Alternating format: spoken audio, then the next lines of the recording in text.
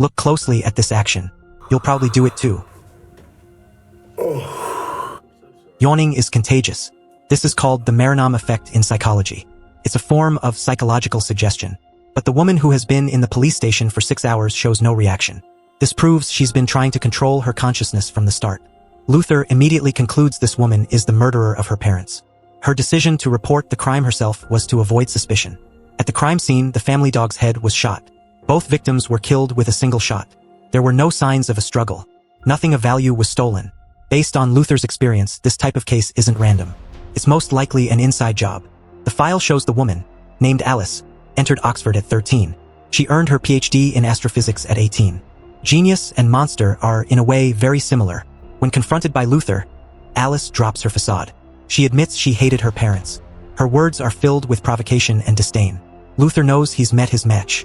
This woman wants to use a perfect crime to prove herself. But the police have no solid evidence. He is forced to release Alice. Afterward, Luther wonders how a gun could just disappear. His colleague confirms the bullet rifling shows the gun was a Glock 26. It's a lightweight handgun with a plastic frame. Suddenly, Luther understands. The victims were shot once, but the dog's head was shot multiple times. The dog wasn't attacking the killer. The killer was creating the largest possible wound in the dog's head. This allowed her to reach inside and push the disassembled gun into its stomach. The gun was then destroyed with the dog during cremation. But Luther knows Alice is different. She would keep the most critical evidence as a trophy. To prove his theory, Luther sneaks into Alice's home. He finds the unmelted gun barrel in the dog's ashes. As he's about to leave, he sees the elevator rising. Luther's intuition is right. Alice steps out of the elevator. She doesn't see Luther behind her, but he calls out to her and shows her his trophy. This enrages Alice.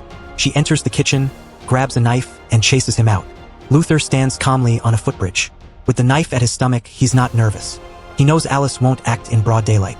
Luther understands the cremated gun barrel has no forensic value, can't be used as evidence against Alice. So he throws the ashes into the river. He wants to show this woman that she isn't the only clever one in the world. Alice becomes fascinated by her new opponent. She starts to research everything about Luther. She even looks into his wife. But she doesn't know that a few lines of text can't capture everything about this man. Luther is eccentric and a ticking time bomb at the station. No one can truly get inside his mind.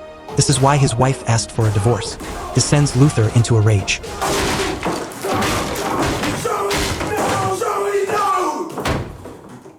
Why would you do that? Why? Come on! Why? After an outburst, he decides to move into the police station. He wants to numb himself with the satisfaction of solving cases. But he has no idea that compared to the toughest cases, the woman named Alice is the most dangerous opponent he will ever face.